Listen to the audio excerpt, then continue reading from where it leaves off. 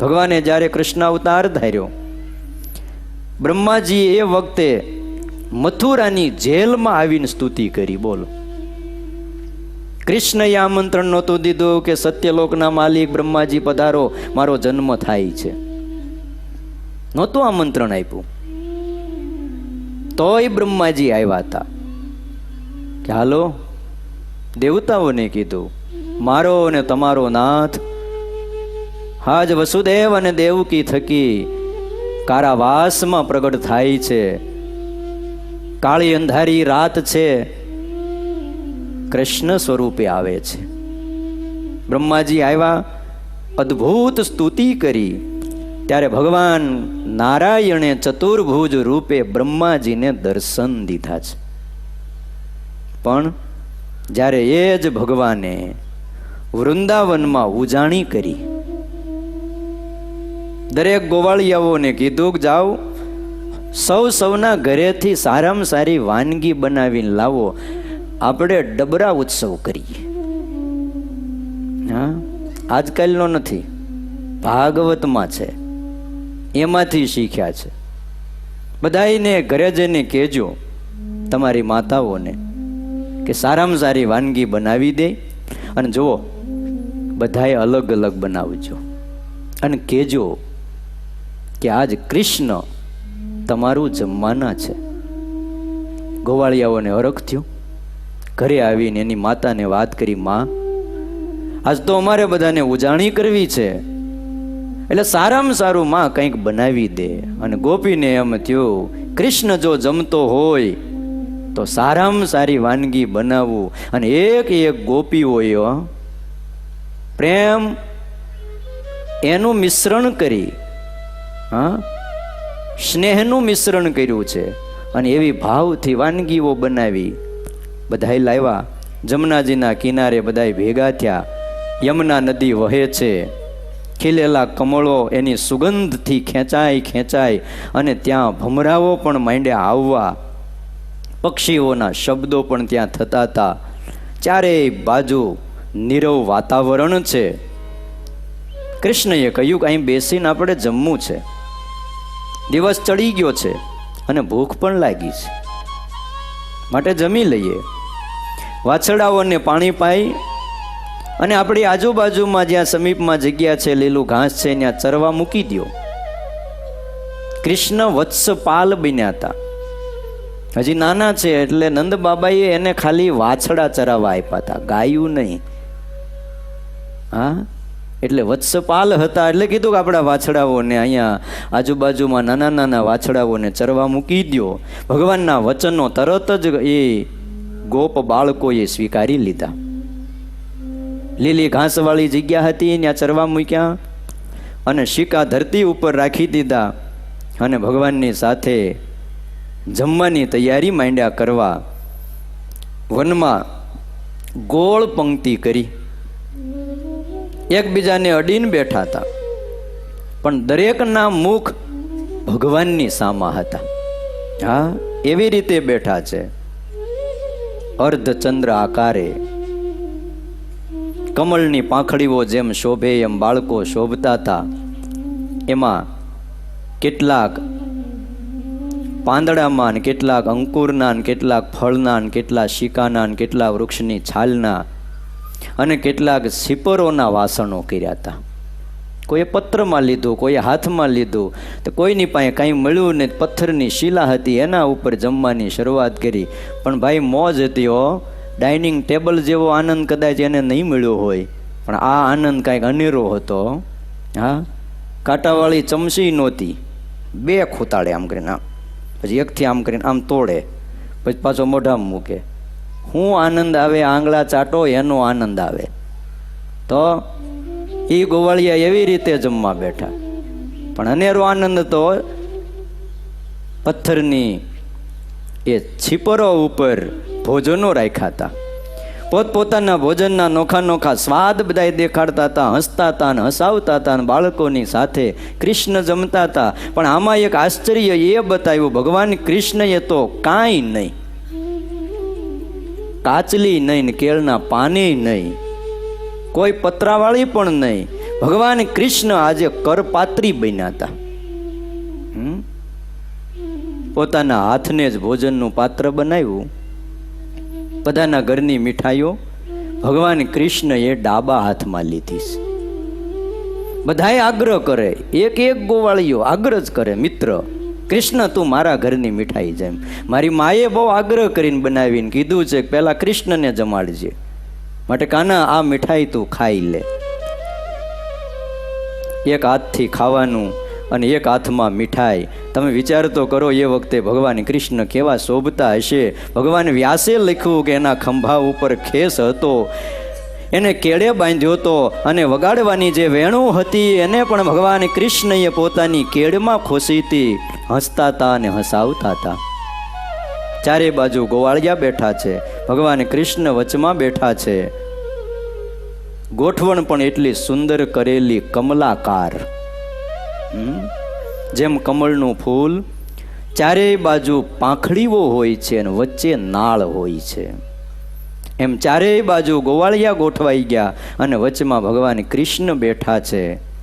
અને કૃષ્ણએ મુરલી વગાડી છે. કેવા શોભતા હતા.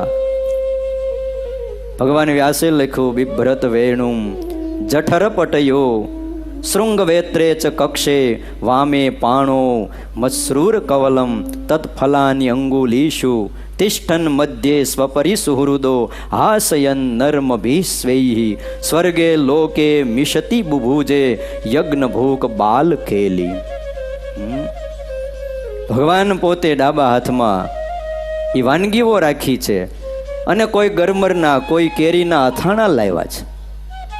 ભગવાન કૃષ્ણએ પોતાની આંગળીની વચ્ચે અથાણા રાખ્યા. હા, જમતા જાય છે અને આંગળીની વચ્ચે રહેલા અથાણાઓ જમતા જાય છે. સ્વર્ગમાં રહેલા દેવતાઓને પણ આશ્ચર્ય થયું કે આ લીલાના દર્શન આપણને થાય, હાલો દર્શન કરવા જાય. આકાશમાં દેવતાઓ આવ્યા, વિમાનનો ઠઠ જામી ગયો અને એમાંય પરમાત્માએ એ વખતે સંકલ્પ કર્યો, કંઈક રમત કરવાની ઈચ્છા થઈ. એક ગોવાળિયાને કીધું, અય ગોવાળિયા, તારી આંખો બંધ કરી અને મોઢું ઉગાડ. એટલે મોઢું ઉગાડ્યું તો બરફીનો ટુકડો પરમાત્માએ હાથમાં હતો એ લઈને કર્યો ઘા ગોવાળિયાના મોઢામાં. હા, સીધો મોઢામાં. પછી તો બધા જ ગોવાળિયાઓ રમતે ચડ્યા. એટલે તું આંખો બંધ, હું ઘા કરું, જો તારા મોઢામાં આવે છે કેમ. આમ ગોળાકારે બેઠા હતા, હામ જામી ભાઈઓ. હા, આજ હાંજે થઈ જાય. હા, જોઈ તો ખરા. ઓલા તો ગોકુળના ગોવાળિયા હતા અને આ પ્રગટના ગોવાળિયા છે. સ્વામી કે એકબીજા માંડ્યા એકબીજાના મોઢામાં મીઠાઈના ટુકડાઓ નાખવા. પણ એમાં હવને એમ થાય કે કૃષ્ણના હાથની પ્રસાદીનો ટુકડો આપણા મોઢામાં આવે અને એ પ્રસાદી મને મળે. ત્યારે જેને અંદર સંકલ્પો થાય એનો સંકલ્પ ભગવાન જાણી જાય, એને અંગૂઠો બતાવે, લેતો જા. પછી તો ભગવાનની ચારે બાજુ 8 ગોવાળિયા ગોઠવાઈ ગયા અને 8ની લાઈનમાં પાછળ બીજા 16 ગોઠવાના અને 16ની પાછળ લાઈનમાં 32 ગોઠવાના અને પહેલી લાઈનમાં 8, બીજી લાઈનમાં 16 અને ત્રીજી લાઈનમાં 32. અને ગણતરી કરો કેટલા થાય. કેમ ન ગણ્યા? ગણિત બહુ મારી જેમ કાચું લાગે તમારું, હે? કયો? આવી રીતે અલગ અલગ મીઠાઈઓ તૈયાર કરી છે અને 56 ભોગ તૈયાર કરવામાં આવ્યો. 56 ગોવાળિયા થાય. કેટલા ત્યાં? હે? પહેલા 8, એની પાછળ 16, એની પાછળ 32. આવી રીતે બધા ગોવાળિયા બેઠા છે, જુદી જુદી વાનગીઓ લાવ્યા છે. અને એટલા માટે આપણે ત્યાં એમ કહેવાય છે કે 8, 16 અને 32 એટલે 56 થાય. અને ત્યારથી વૈષ્ણવ સંપ્રદાયમાં 56 ભોગનો મહિમા છે. ઠાકોરજીને 56 ભોગ ધરાવવામાં આવે છે. ભગવાનને વધારે લીલા કરવાની ઈચ્છા થઈ. તમામ ગોવાળિયાઓને કહ્યું છે, એક કામ કરો, તમે 56 ગોવાળિયા એક સાથે આંખ બંધ કરો અને બધાને કીધું છે આંખો બંધ કરીને મોઢું ખોલો. 56 ગોવાળિયાઓ આંખો બંધ કરી અને મોઢા ખોલ્યા છે.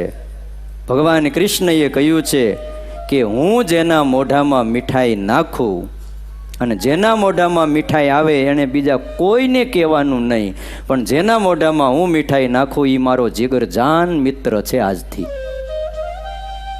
એટલે હવ ગોવાળિયા આંખો બંધ કરીને માંડ્યા પ્રાર્થના કરવા. હા, હે પ્રભુ, આ કૃષ્ણ અમારો જીગરજાન મિત્ર બને, મારા મોઢામાં મીઠાઈ આવે, મારા મોઢામાં મીઠાઈ આવે. પણ આ બાજુ પરમાત્મા એવી અદ્ભુત લીલા કરી, એક સાથે 56 ગોવાળિયાના મોઢામાં મીઠાઈ આપી છે. અને હવને એમ થયું, કહેવાની ના પાડી હતી કે કૃષ્ણ અમારો જીગરજાન મિત્ર છે.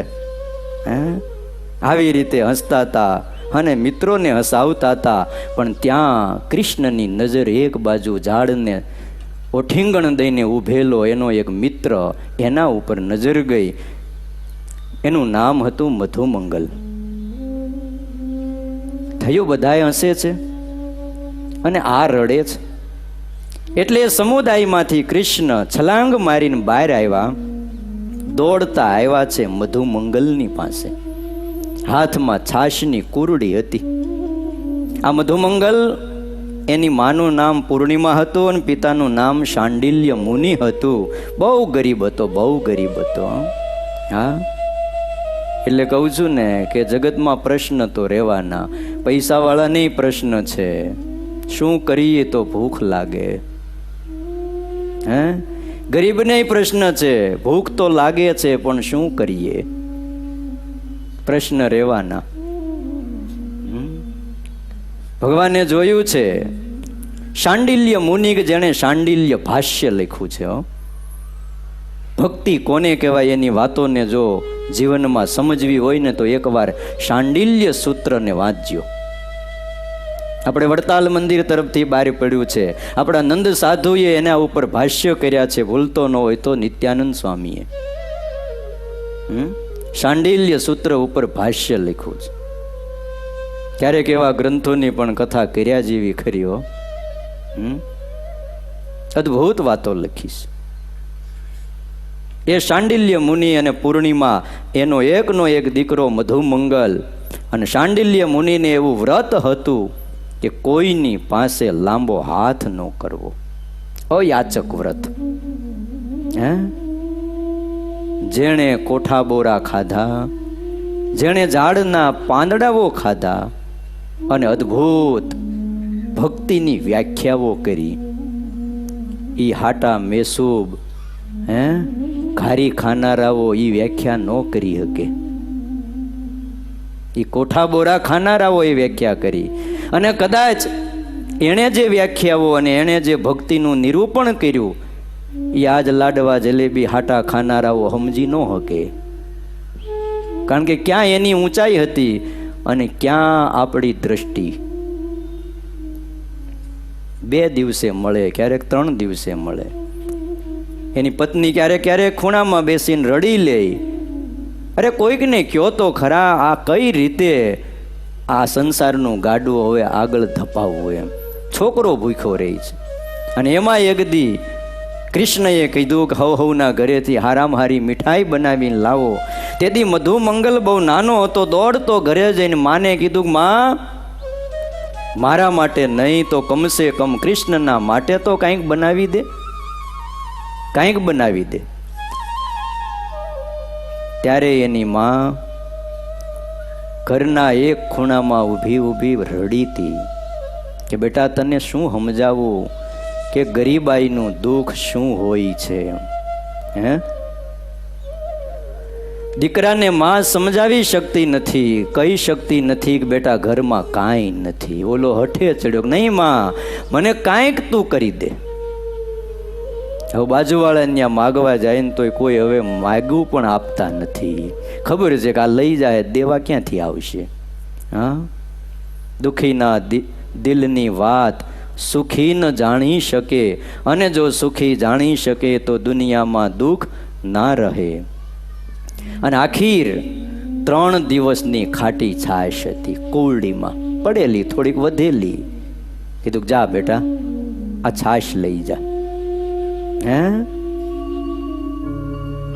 અને કુવડી પાસે સેજ જો આમ નાક લઈ ગયા હોય, હે લેબોરેટરીમાં જો ચેકિંગ કરાવવામાં આવે, હા હા હા, માથું ચક્કર ખાઈ જાય હો. હા, 2 ગોથા મરી જાય. તોય પૂર્ણિમાને એમ થયું કે આવી ખાટી છાશ ગત જન્મમાં અમે ભગવાનને સાધુઓને કોઈ ભક્તોને કાંઈ નહીં આપ્યું હોય ને, એટલે આ જન્મમાં અમારા પ્રારબ્ધમાં આ દુઃખ છે, અને આ જન્મે પણ જો ખાટી છાશ દેશું તો હજી આગલા જન્મમાં આવું જ મળશે. એમ આ કેમ દેવાય? પણ છોકરો કે નહીં, કાંઈક આપો. છોકરાનું મન રાજી રાખવા એક પાટિયો ચૂલા ઉપર મૂક્યો, 2 લાકડા નાખી, એકાદું અડાયું છાણું નાખી નીચે તાપ કર્યો, અને પાટિયો સેજ ગરમ થયો એટલે ઓલી ખાટી છાશ એમાં નાખી દીધી. છમકારો બોલ્યો એટલે છોકરાને એમ થયું કે મારી માએ વઘાર કરી દીધો. વઘાર કરવા માટે જેના ઘરમાં હળદર નહોતી. આજ આપણે કાંઈ કમી છે? હે, આ સ્વામિનારાયણ ભગવાનનો પ્રતાપ છે. હા, એને ક્યારેય ન ભૂલતા. આ સ્વામિનારાયણ ભગવાનનું પ્રારબ્ધ છે. બાકી આ ગુજરાતમાં કાંઈ નહોતું પાકતું બાપ, કાંઈ નહોતું પાકતું. સ્વામિનારાયણ ભગવાને આશીર્વાદ દીધા. 200 વર્ષ પહેલાનો ઇતિહાસ તમારે વાંચવો હોય તો વાંચી જોજો. ખાવા નહોતું મળતું, કઢાઈએ જાર લાવતા, અને એ ખોરી જાર લાવતા. બોલો, પંચાળાના ઝીણાભાઈ દરબાર કહેવાય, એ ખોરી જાર્યું ખાતા હતા. સુરા ખાચર જેવા દરબારો ખોરી જાર ખાય અને દિવસો પસાર કરતા હતા. સ્વામિનારાયણ ભગવાને આશીર્વાદ દીધા માટે એના ઉપકારોને ક્યારેય કોઈ ભૂલે નહીં.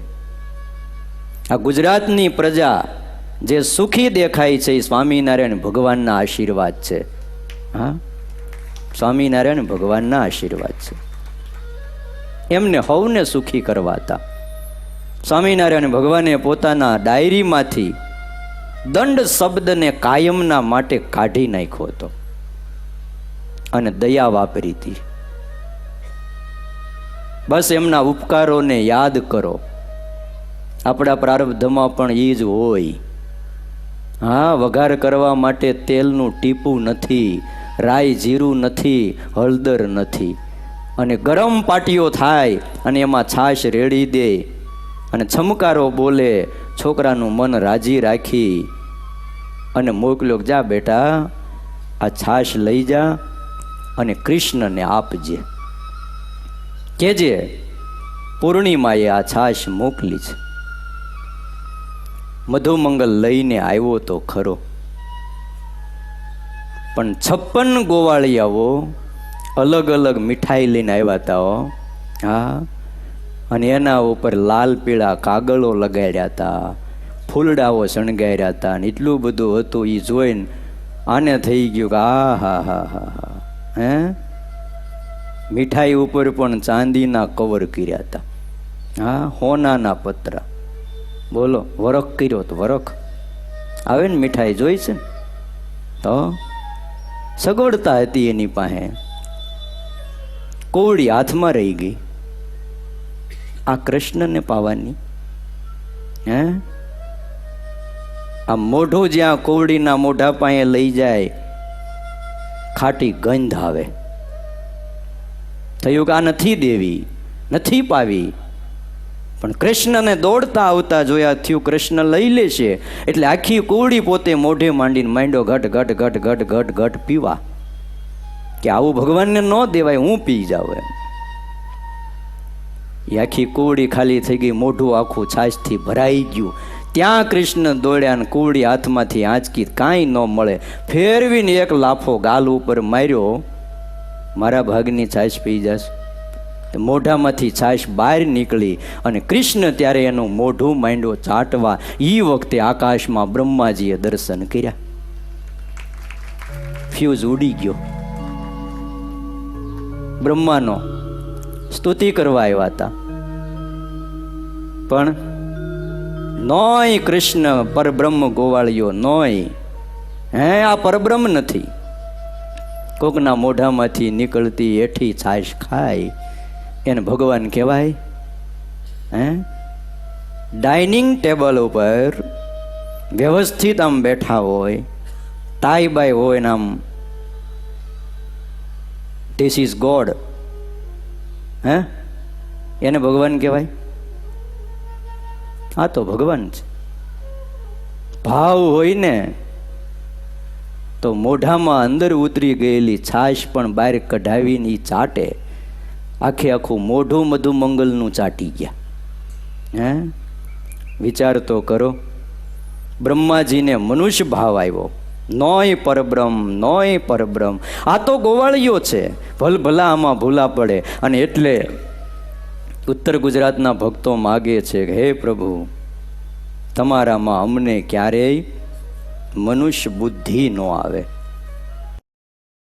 વળી તમારે વિશે જીવન નાવે મનુષ્ય બુદ્ધિ કોઈ ધન. સર્વના સાક્ષી પરમાત્મા છે. બ્રહ્માજીને થયું મારે જરા ચેકિંગ તો કરવું પડે. હે, એકવાર માણસને શંકા બેહી જાય ને પછી ઈના ઈ ભગવાન હોય કે ઈના ઈ સાધુ હોય ને આમ નીકળે ને એટલે આપણો શંકાનો કીડો છે ને હળવળે હો. અને આવું ન થાય તો ગુણાતીત સત્સંગ શિબિર સાર્થક. પણ કીડો હળવળ્યા વગર રહે જ નહીં હો. એ હળવળે જ, સેજ તો હળવળે. શું કેવું તમારે? કાંઈ નથી કેવું?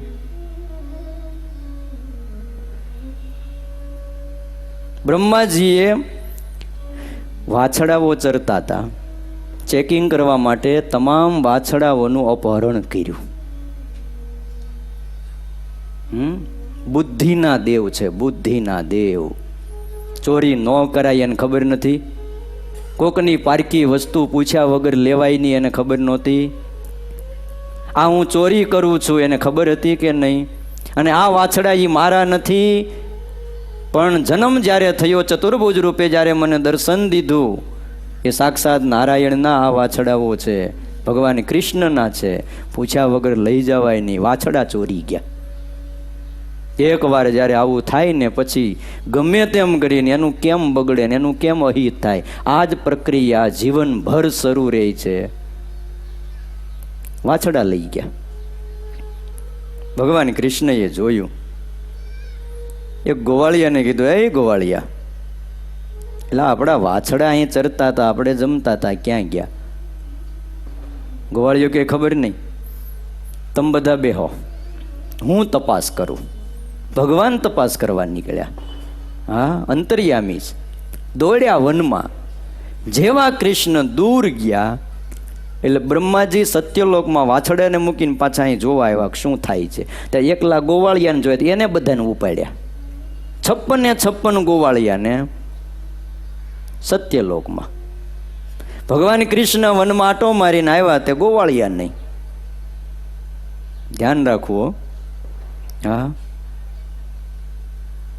પછી તો ભાઈ ભગવાન કૃષ્ણએ જોયું, દાદા બુદ્ધિના દેવ છો, હંસનું વાહન છે. હંસ એટલે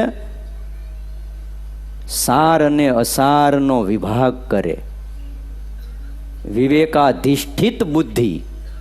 હંસને દૂધ અને પાણી આપો તો એને અલગ અલગ કરી નાખે. એની ચાંચમાં એ તાકાત છે. ખાલી દૂધમાં ચાંચ બોળે એટલે પાણી અને દૂધ જુદું થઈ જાય, દૂધની ગોળી વળી જાય અને પાણી જુદું તરી જાય, અને પછી તમામ ગોળીઓ એ મોતીની જેમ ચણી જાય. એટલી તાકાત જેની ચાંચમાં છે એને હંસ કહેવાય. અને હંસના વાહન ઉપર બેઠો હોય એ કેટલો વિવેકી હોય છે, પણ આજ વિવેક વયો ગયો છે. બ્રહ્મા જેવાને જો આમ થઈ જાય તો આપણે કયા વાડીના મૂળા? હે, ભલે રંગીને લાલ કરીને આવ્યા પણ ખાઈએ એટલે ખબર તો પડે જ. અને ખાધા પછી એના ઉપર ગમે એટલો દૂધપાક પીધો હોય, હમણાં એકાદશી આવ્યા પછી અખતરો કરજો, હમણાં નહીં કરતા. નિયમ પૂરા થાય પછી એ મોળો ખાધો હોય ને ઉપર દૂધપાક ગમે એટલો પીધો હોય, ગમે એટલા સારા મીઠાઈઓ ખાધી હોય, પણ ઓડકાર હેનો આવે? મૂળાનો. હે, કયો? એમ ગમે એટલી ગુણાતીત સત્સંગ શિબિરું કરીએ, આવીએ, બધુંય કરીએ, ઓડકાર હેનો આવે? હે? બસ આવું જ છે. બ્રહ્માજી ભાન ભૂલ્યા. ભગવાન કૃષ્ણએ જોયું છે કે હવે જો હું ચૂપ રહીશ તો વાછરડાઓ અને બાળકોની માતાઓને ખેદ થશે. હે? સાંજ પડવા આવી છે, ઘરે તો જવું જ પડશે. ત્યાં ઘરે ગામમાં જાય વૃંદાવનમાં, ત્યારે શું એની માતાઓને જવાબ દેવો? એટલે એ જ વખતે ભગવાન કૃષ્ણ જેટલા વાછરડાઓ હતા એટલા રૂપે થઈ ગયા, અને જેટલા 56 ગોવાળિયાઓ હતા એ બધાય રૂપે ભગવાન કૃષ્ણ થયા. અને આ એક જ દિવસ એવો હતો કે બલરામજી સાથે નહોતા. શું? નહીતર તો દાઉ ભૈયાને જ ખબર છે ને તમને. હા, ઉજાણીમાં એ આરે નહોતા, ખબર નહીં કે માંદા પડ્યા છે, દવાખાનામાં એડમિટ કરેલા, આવી નહોતા શીખ્યા. પણ ભગવાન કૃષ્ણ એ બધાય રૂપ ધારણ કરી લીધા. જેટલા ગોવાળિયા, જેટલા વાછરડાઓ, એ બધાય રૂપે થઈ કૃષ્ણ જ કૃષ્ણને ચરાવતા ચરાવતા, કૃષ્ણ કૃષ્ણની સાથે વાતો કરતા કરતા આજ ગોકુળમાં આવ્યા. વ્યાસ ભગવાનને લખવું પડ્યું કે આજ તમામ ગોપીઓને પોતપોતાના દીકરાઓમાં એટલો બધો સ્નેહ થયો, અને તમામ ગાયો જે બાંધી હતી ત્યાંથી તોડાવી અને સામે દોડી છે, અને આજ કૃષ્ણ રૂપ બનેલા પોતાના વત્સને માંડી છે સ્તનપાન કરાવવા, ધવરાવવા માંડી છે. અને સત્યલોકમાં મૂકીને પાછા રિટર્ન થયા, અહીંયા આવીને જોવે. અને આ પ્રક્રિયા 6 મહિના સુધી હાલી. કેટલા મહિના? 6 મહિના સુધી. વાછડા પણ ના સ્વરૂપો પણ ભગવાને ધાર્યા, અને તમામ ગોપ બાળકોના સ્વરૂપ પણ પરમાત્માએ ધાર્યા. કોઈને ખબર ન પડી. 6 મહિના સુધી આ પ્રક્રિયા ચાલી. કારણ કે અહીંથી ત્યાં સત્યલોકમાં જાય અને આવે ને ત્યાં એટલો બ્રહ્માનું સ્વરૂપ ધારણ કર્યો. એ બ્રહ્મા પહોંચે એ પહેલા સત્યલોકમાં પહોંચ્યા, અને ત્યાં જઈ અને સત્યલોકના રાજ સિંહાસન ઉપર બેસી ગયા. તાળી પાડી, છે કોઈ હાજર સેવકો? ત્યાં તો બધા એમના સેવકો મુક્તો આવી ગયા. બોલો મહારાજ, સિંહ આજ્ઞા. હમણાં મૃત્યુલોકમાંથી આવું છું, પણ એક અસુર ગાંડો થયો છે, અને મારું રૂપ લઈ અને ચારેય બાજુ એમ કહે છે કે હું બ્રહ્મા છું. અને હમણાં તાજા સમાચાર છે ન્યૂઝપેપરના કે એ બ્રહ્મા, અસુર જે નકલી બ્રહ્મા બન્યો, તમે દરવાજે ધોકા લઈને ઉભા રહ્યો, અને એ એમ કે હું બ્રહ્મા છું, હું બ્રહ્મા બોલે એટલે ફેરવીને ધોકો મારો. હા, હું અંદર બેઠો છું. જી મહારાજ, એમ કહીને સેવકો બહાર આવ્યા હથિયારો લઈને. વાટ જોવેશ. અને એમાં બ્રહ્માજી ભાઈ હંસના વાહન ઉપર બેઠેલા, એ ઉડતા આવ્યા હંસ, અને સત્યલોકના દરવાજે આવીને ત્યાં ઉભા રહ્યા. સેવકોએ આડા ભાલા કરી દીધા, અંદર નહીં જવાય. પહેલી વાર આંચકો લાગ્યો. જે દી આપણા જ આપણને એમ કે અંદર નહીં જવાય, કેવડો આંચકો લાગે. હે? અરે હું બ્રહ્મા છું, અને મને અંદર જવાય ના પડે. હું બ્રહ્મા જ્યાં બોલ્યા એ ફેરવીને જે માથામાં માર્યું ને, ધ્યાન રાખજો. હા, ભગવાનની લીલામાં શંકા કરવાનું આ પરિણામ. અને માથામાં ફેરવીને ઘા પડ્યો ને, અરે ભાઈ હું બ્રહ્મા છું, બીજો ઘા પડ્યો. ત્યારે એક જણો બોલ્યો, અમારા અસલી બ્રહ્મા તો અંદર બેઠા છે. ત્યાં લાઈટ થઈ ગઈ. હા, આપણી જેવા નહીં 10 ધોકા પડે તે લાઈટ થાય. 2 ધોકે ઉપડી ગઈ તો એવી ઉપડી. હજી લગી બ્રહ્માએ શંકા નથી કરી. બોલો, ત્યાર પછી ઘણા અવતારો થઈ ગયા પાછા. પછી નહીં, ખબર પડી જ ગઈ અમારા અસલી બ્રહ્મા અંદર છે એમ કીધું ને ખ્યાલ આવી ગયો. પછી તો ભગવાનની સ્તુતિ કરી. પરમાત્મા બહાર આવ્યા. અને બ્રહ્મા થાય. પણ તમે જ્યારે ધરા ઉપર મનુષ્ય શરીર ધારણ કરીને આવો ત્યારે અમને તમારી માયામાં મોહ ન થાય, તમારા મનુષ્ય ચરિત્રમાં અમને ક્યારેય મનુષ્ય બુદ્ધિ ન આવે અને તમારું સ્વરૂપ એ સદાયને માટે અમને દિવ્ય લાગે.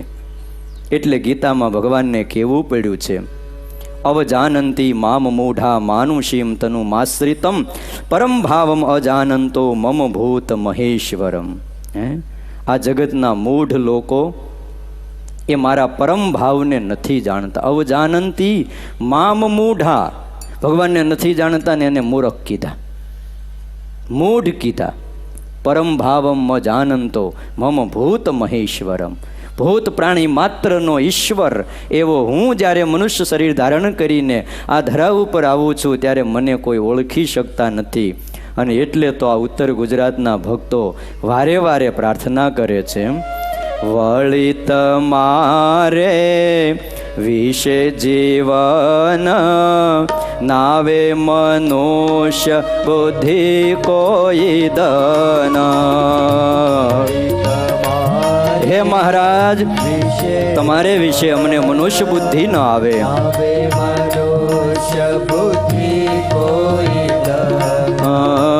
નાવે મનુષ્ય બુદ્ધિ કોઈ દન.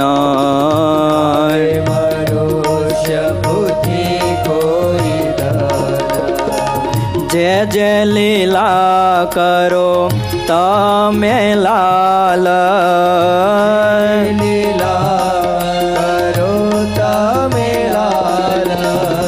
જે જે લીલા કરો તમે લાલ,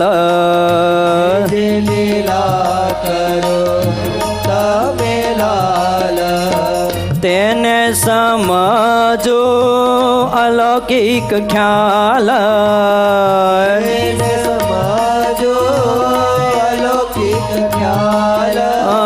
તેને સમજો અલૌકિક ખ્યાલ.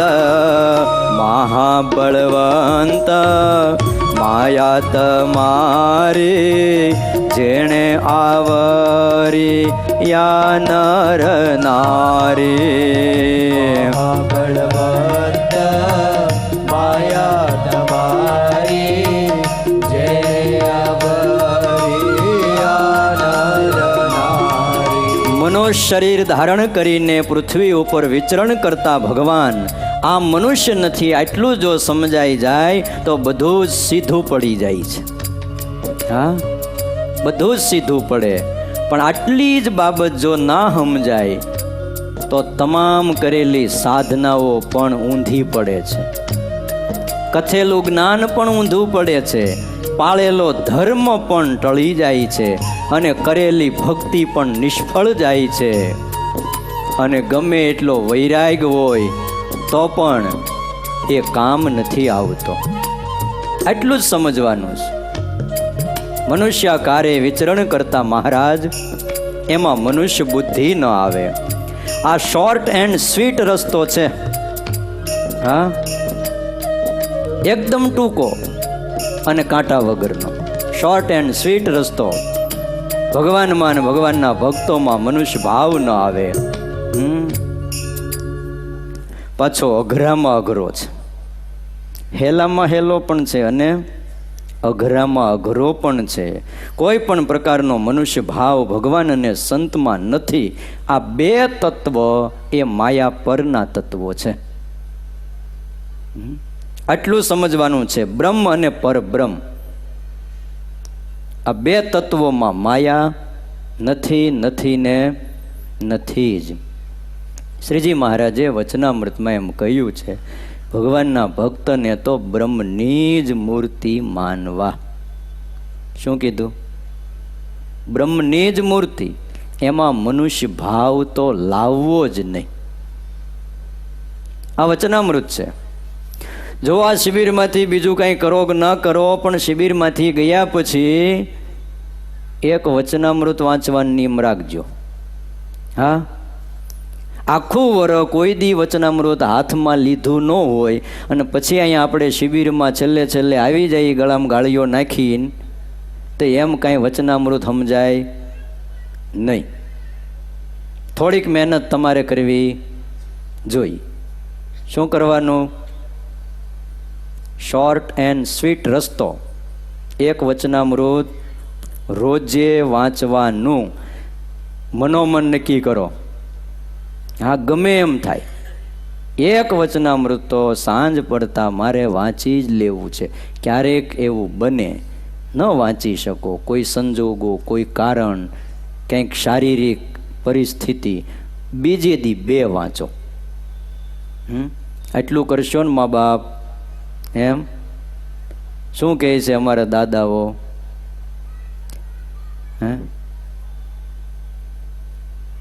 એકવાર તાળીઓથી વધાવવા પડે એમ છો વડીલોને. હા, દશાબ્દી મહોત્સવ આવવાનો છે, એ નિમિત્તે વડીલોએ કેટલા પાઠ? 108 વચનામૃતની પારાયણ કરવાનું નિયમ લીધું અમારા દાદાઓએ. હા, તમારે જો દાદાઓને જમાડવા હોય તોય છૂટ છે હો. હા, શું કહેવું તમારું? જો હજી 108 પારાયણ વચનામૃતની વાંચ્યા જ કરે, વાંચ્યા જ કરે. હવે આ બાજુ જોયું, હવે આ બાજુ કેમ કરશું આપણે? હે, શું કહે છે યુવાનો બધાય? કેમ ઢીલા પડી ગયા? આમ જુઓ તમે, ઓલા કેટલા ટાઈટ બેઠા છે. આ 70-80 વર્ષના આમ ટાઈટ બેઠા છે, અને તમે કેમ ઢીલા પડી ગયા? એક વચનામૃત વાંચજો મા બાપ. તમે એવું ન માનતા કે આ સાધુ આશીર્વાદ દે એટલે ધામ ભેગા થઈ જઈશું. હા, આશીર્વાદથી આધ્યાત્મિક માર્ગે આપણી પ્રગતિ આમ ડબલ થાય. એ વાતને શાસ્ત્રો, સંતો બધા જ સ્વીકારે છે. પણ સીધું આમ માથે હાથ મૂક્યો ને વૈયા જાય, અહીંયા કંઈ કર્યું નથી અને ન્યા વૈયા જાય, હાવ એવું તો થાય એવું નથી. માટે એક વચનામૃત વાંચજો. આ વચનામૃતની જ વાતો છે. ગરડા મધ્યનું 17મું વચનામૃત છે. જેને ભગવાનને વિશે દ્રઢ મતિ હોય એ જ ભગવાનના ભક્તનું મહાત્મય જાણે, અને દ્રઢ મતિવાળો ભક્ત હોય તેને ઓળખે પણ ખરા. કોણ ઓળખે? ભગવાનના ભક્તનું મહાત્મય કોણ જાણે છે? જેને ભગવાનમાં દ્રઢ મતિ હોય. કોનામાં? ભગવાનમાં. હવે વિચારજો કે આપણને ભગવાનના ભક્તનું કેટલુંક મહાત્મય છે, એનો કેટલોક મહિમા છે. ભગવાનના ભક્તનો જો મહિમા ન સમજાતો હોય તો આપણને મૂળથી ભગવાનમાં દ્રઢતા છે જ નહીં. ભગવત સ્વરૂપનો નિશ્ચય જ નથી, એના સ્વરૂપમાં દ્રઢતા નથી થઈ, એટલે એના જે છે એનો મહિમા સમજાતો નથી. અને આપણા જે છે ઘરવાળાને, છોકરાને, છૈયાને, એનો મહિમા કેટલો સમજાય છે? બોલો. દિવાળીએ ફટાકડા લાવ્યા, તમે કોના માટે લાવ્યા? એટલે લાવ્યા. કપડાં લાવ્યા, કોના માટે લાવ્યા? કાંઈ પણ સારી વસ્તુઓ લાવ્યા, કોના માટે લાવ્યા? એ આપણે વિચારવાનું છે, કારણ કે એનું મહાત્મય છે. ગમે એટલી આર્થિક મંદી હોય, ગમે એટલી આર્થિક, તોય આ બધા જે દિવાળીના પર્વો જે આવતા હોય એમાં જે કાંઈ કરવું ઘટે એ તમે કરો કે ના કરો? મંદી હાલે તોય છેલ્લે બાકી લવિંગ ગયા ઓલા ફટાકડા લાવવી, મોટા હુતળિયા બોમ્બ ન લાવવી તોય પણ કાંઈક તો લાવવી જ. હે કે ન લાવી તો લાવવું જ પડે છે, ચાલે જ નહીં. ગમે એટલી આર્થિક મંદી છે, પણ હમણાં જોજો દેવ દિવાળી પૂરી થવા દો. હા હા, તમારે મુંબઈવાળાને સાંભળવો તો આવજો, અમારે અહીં બેન્ડ વાજાવો બધા થઈ. તમારે મીરા રોડમાં ન વાગે એવા અહીં ડીજે વાગે છે. બોલો કેટલો ખર્ચો કરશે દીકરાના લગ્ન પાછળ. અને હવ એવું માને કે ભાઈ આ તો જીવનમાં આપણે એક જ વાર હોય, એમ કરવું પડે, ફરજ સમજે છે.